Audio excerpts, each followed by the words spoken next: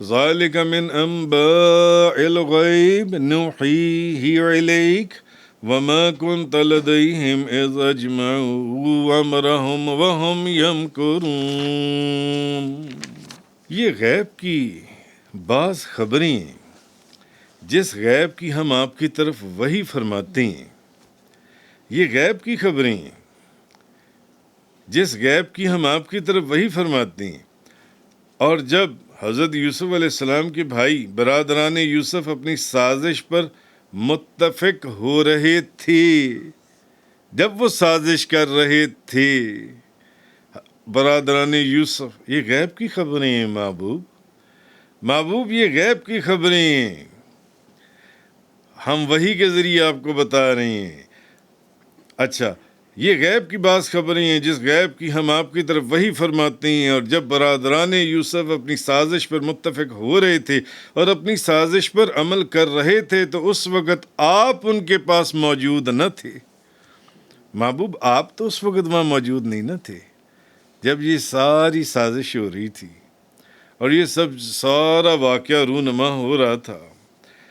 تو اب یہ جو تفصیل سے واقعہ حضرت یوسف علیہ السلام کا نبی پاک صلی اللہ علیہ وسلم نے بیان کیا، انہوں نے بتایا، بھئی قرآن اللہ کا کلام ہے، مگر ہمیں اللہ نے تو آ کے نہیں نہ بتایا، ہمیں تو نبی کریم صلی اللہ علیہ وسلم کی زبان سے ہمیں پتہ چلا، ہمیں تو حضور کی زبان مبارک سے سنائی دی، یہ سارا واقعہ ہمیں پتہ چلا جو ان سے۔ اس لیے یہ جو حضرت یوسف علیہ السلام والا واقعہ ہے نا، یہ بھی نبی پاک صلی اللہ علیہ وسلم کی نبوت کی دلیل، آپ کی صداقت کی دلیل اور آپ کا معجزہ ہے، حضرت یوسف علیہ السلام والا واقعہ بیان فرمانا قرآن کے اندر جو ان سے۔ اب اہل مکہ، جو مکہ کے مشرکین تھے، جو یہودی تھے، جو عیسائی تھے، جو مشرکین تھے، وہ جانتے تھے، انہیں پتہ تھا، اس کے اوپر بڑی تفصیل سے گفتگو گزر چکی ہے کہ نبی پاک صلی اللہ علیہ وسلم نے کوئی کتاب نہیں پڑھی تھی، کوئی کتاب نہیں پڑھی تھی، آپ کے پاس کوئی بڑی لائبریری نہیں تھی، کسی مدرسے کے اندر آپ نہیں گئے، کسی استاد کی شاگردی آپ نے نہیں حاصل کی، نہ پہلے مجلس میں بیٹھتے تھے، اور نہ مکہ مکرمہ علماء کا شہر تھا کہ وہاں صاحب علم لوگ تھے۔ اس کے باوجود